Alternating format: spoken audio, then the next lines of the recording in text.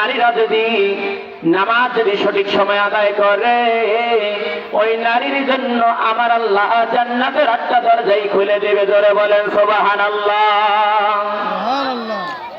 আমার মায়েরা, 1 নম্বরে নামাজ আদায় করতে হবে, সঠিক সময়ে যথা সময় নামাজ আদায় করতে হবে।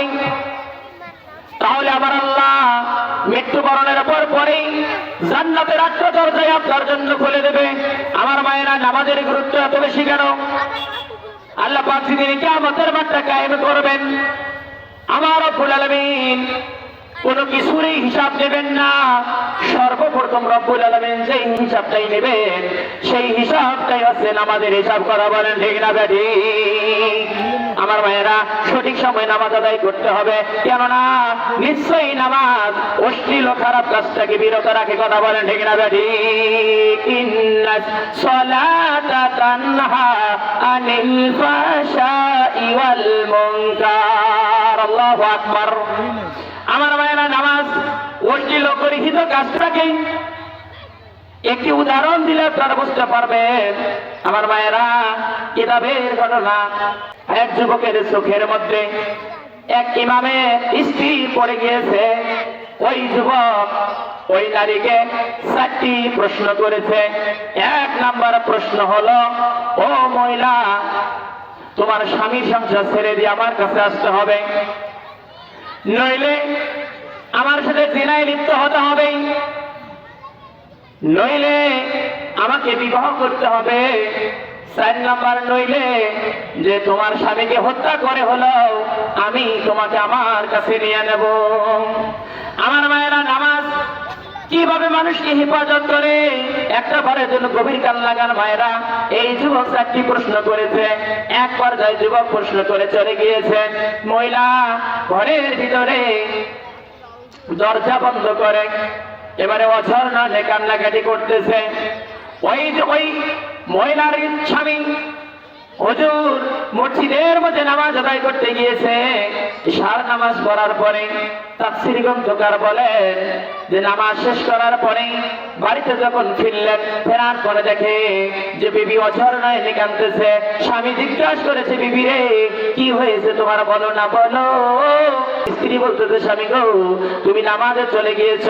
এক পর্যায়ে এক যুবক আমার গৃহে প্রবেশ করেছিল, করার পরে আমার 4টি প্রশ্ন করেছিল। 1 নম্বর যুবকের প্রশ্ন, 1 নম্বরে আমার সঙ্গে জিনায় লিপ্ত হতে হবে, 2 নম্বরে আমাকে বিবাহ করতে হবে, 3 নম্বরে তোমার স্বামীর সংসার ছেড়ে দিয়ে আমার কাছে আসতে হবে, 4র্থ নম্বরে তোমার স্বামীকে হত্যা করে হলো আমি তোমাকে আমার কাছে আপন করে নেব।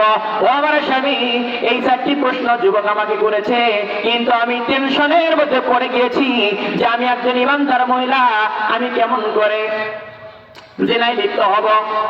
আমার সংসারে কোনো সমস্যা নেই, এই সংসার ছেড়ে যে আমি তার কাছে কেমনে যাব?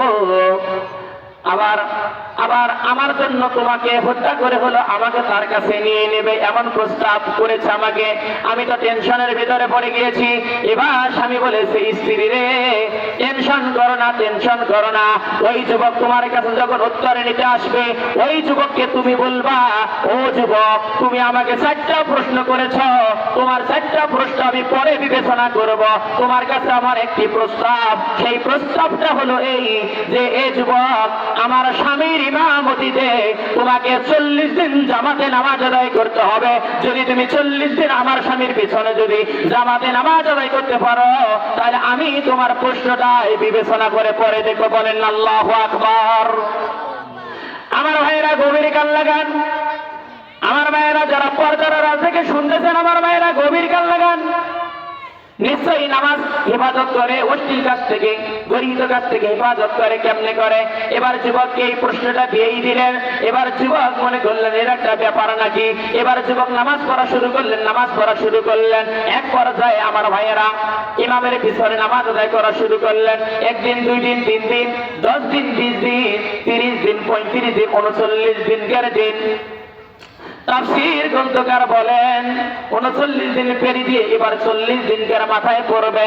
এমত অবস্থায় যুবক আর মসজিদ থেকে বাড়ায় না, ইমাম হুজুর আর জুম্মা থেকে মসজিদ থেকে বাড়ায় না। এক পর্যায়ে আমার ভাইয়েরা যুবকটি ওঠে না, ইমাম সাহেব ওঠে না। এবার দুইজনে টেনশনের মধ্যে পড়ে গিয়েছে। এবার ইমাম হুজুর টেনশনের মধ্যে পড়ে গিয়েছে, আজকে 40 দিনের মাথার মধ্যে যদি ফলাফল যদি না হয়ে যায় তাহলে আমার বিবির জন্য কি হয়ে যাবে। এবার যুবকটিও টেনশন করতেছে যে আমি কেমন খারাপ প্রশ্ন আমি করেছি এই ইমামের স্ত্রীকে। এক পর্যায়ে আমার ভাইয়েরা ওই যুবকটি ইমাম হুজুরের কাছে চলে গেলেন। যাওয়ার পরে এক পর্যায়ে চোখের পানি ছেড়ে দিয়ে ইমামের হাত ধরে বললেন, ও হুজুর, আপনি মনে কিছু নেবেন না, আজ থেকে নিয়ে 39 দিন আগে আমি আপনার বিবির গৃহের মধ্যে প্রবেশ করেছিলাম। আমি তাকে 4টি প্রশ্ন এমন নিকৃষ্ট এমন খারাপ প্রশ্ন করেছিলাম। হুজুর, আমি আপনার কাছেও ক্ষমা চাচ্ছি, আমি আল্লাহর কাছেও ক্ষমা চাচ্ছি। আপনি আপনার বিবিরে বলেন আপনার বিবি যেন আমাকে এই 4টা প্রশ্ন থেকে যেন কিয়ামতের দিন আল্লাহর দরবারে যেন আমাকে তার আসামির কাঠগড়ায় দাঁড়ানো করে। জোরে বলেন আল্লাহু আকবার। আমার ভাইয়েরা, এই জন্য রব্বুল আলামিন বলেন, ইন্নাস সালাতা তানহা আনিল ফাহশাই ওয়াল মুনকার, নিশ্চয়ই নামাজ অশ্লীল খারাপ কাজ থেকে বিরত রাখে। কথা বলেন ঠিক না বেঠিক? আমার ভাইয়েরা, শুধুমাত্র তাই নয়, যে ব্যক্তি নামাজ আদায় করবে সেই ব্যক্তি চুরি করতে পারে না। কথা বলেন ঠিক না বেঠিক? যে ব্যক্তি নামাজ আদায় করবে ওই ব্যক্তি কখনো ডাকাতি করতে পারে না। যে ব্যক্তি নামাজ আদায় করবে ওই ব্যক্তি কখনো বিধবার টাকা খাইতে পারে না। যে ব্যক্তি নামাজ আদায় করবে ওই ব্যক্তি কখনো দুবার ভাতা ইতিম মিসকিনের সম্পদ কলমের ঘুদায় খাইতে পারে না। কথা বলেন ঠিক না বেঠিক? আমার মেয়েরা, আর লম্বা করতে গেলাম না, এবারে আসেন 2 নম্বর। 1 নম্বর বুঝালাম 4টি কাজ করলে নারীদের জন্য জান্নাতের 8টা দরজা আমার আল্লাহ খুলে দেবে। 1 নম্বরে নামাজ, 2 নম্বরে রোজা। আমার মায়েরা, যদি রমজানের রোজা যদি রাখতে পারো, এ মায়েরা, আমার আল্লাহ কিয়ামতের দিন জান্নাতের 8টা দরজাই খুলে দেবে। জোরে বলেন আল্লাহু আকবার। 3 নম্বর আছে আমার মায়েরা পর্দা। এই মায়েরা ভালো করে শুনে রাখেন, এটা গুরুত্বপূর্ণ ইম্পর্টেন্ট একটা জিনিস। এই নারীরা পর্দা করতে চায় না। কথা বলেন ঠিক না বেঠিক? পর্দা তো হুজুর নামাজের কথা বলেন, রোজার কথা বলেন, এই পর্দার কথাটাই বলেন না। পর্দা করতে চায় না। আমার মায়েরা, আমার সোনার মা বোনেরা, শোনো দিয়া মন, নারী নামে জন্ম তোদের ইলমের প্রয়োজন, ঠিক না? নারী নামে জন্ম তোদের পর্দার প্রয়োজন, ঠিক না? পর্দা হলো দ্বীনের বিধান। বলেন, পর্দা হলো দ্বীনের বিধান, পর্দা করবে তাই। পর্দা ছাড়া চললে নারীর কোনো মূল্য নাই। পর্দা ছাড়া চললে নারীর কোনো মূল্য নাই, ঠিক না? আমার মায়েরা, পর্দায় চলতে হবে। এবারে আছেন পর্দা। আমার মায়েরা, এখন দেখেন এই বাংলাদেশে কোন জানোয়ার, কোন শয়তান না জানি এই প্লাজু কাঠিটা পার করলো। কথা বলে ঠিক না বেঠিক? অসংখ্য মায়েরা প্লাজুর পাগলা। কথা বলে ঠিক না বেঠিক? আমার মায়েরা, যারা আমি গুনাহগারের কথাটুকু শুনতেছেন, এবার গভীর কান লাগান। কোন মুসলমানের সন্তান প্লাজু করতে পারে না। কথা বলে ঠিক না বেঠিক? দেখেন, যেখানে পর্দা করার দরকার সেখানে পর্দা নাই, যেখানে পর্দা না করলেও চলবে সেই জায়গায় পর্দা করে। কথা বলে ঠিক না বেঠিক? দেখেন, পেট খালি, বুক খালি, পিঠ খালি, হাঁটুর নামার মধ্যে প্লাজু পরে পর্দা করে। কথা বলে ঠিক না বেঠিক? পর্দা করার দরকার যেখানে সেখানে পর্দা নাই। দেখা যায় একদম tight fitting blouse, tight fitting জামা, অথচ যেদিকে অঙ্গ প্রত্যঙ্গ গুলো মানুষদেরকে করা হবে সেই দিকে ঢোলা নেই। দেখবেন আপনারা পেটিকোটের মতন, সায়ার মতন প্লাজু পড়তেছে। কথা বলে ঠিক না বেঠিক? এই জন্য আমার মায়েরা গভীর কান লাগান। কোন মুসলমানের সন্তান প্লাজু করতে পারে না। কোন শয়তান এই কাঠিটা বাংলাদেশে পাস করলো আমি জানি না। আমার ব্রেন কুলাচ্ছে না। আমার মায়েরা, অনুরোধের সহিত আমি বলতেছি, মাওলানা নুরুন নবী সিদ্দিকুল পুরি, আমি আপনাদেরকে অনুরোধ করে যাচ্ছি, আমার মায়েরা, আপনারা প্লাজু করবেন না, প্লাজু থেকে আপনারা বিরত থাকবেন। ও মা, আপনাদের আপনাদের মধ্যে আবার যারা দরজি আছেন, আপনারা প্লাজু কাটনি দিবেন না। এ মায়েরা, প্লাজু যদি আপনারা না কাটনি দেন, প্লাজুটা যদি তৈরি করে না দেন, এ মায়েরা, তাতে আপনার কি এমন ক্ষতি হবে? একটা প্লাজু বানাইলে আপনার কয় টাকা দিবে? 50, 60, 100 টাকা দিবে। কিন্তু 100 টাকা দিয়ে একটা প্লাজু তৈরি করে দিয়ে ওই প্লাজুটা যতদিন পর্যন্ত ওই নারী ব্যবহার করবে, এর গুনার ভাগ তোমাকেই নিতে হবে। কথা বলে ঠিক না বেটি? তাহলে আমার মায়েরা, আমি অনুরোধের সহিত বলতেছি, আপনারা পর্দা করবেন, তাহলে পর্দা মানুষের সম্মান বাড়ায়। কথা বলে ঠিক না বেটি?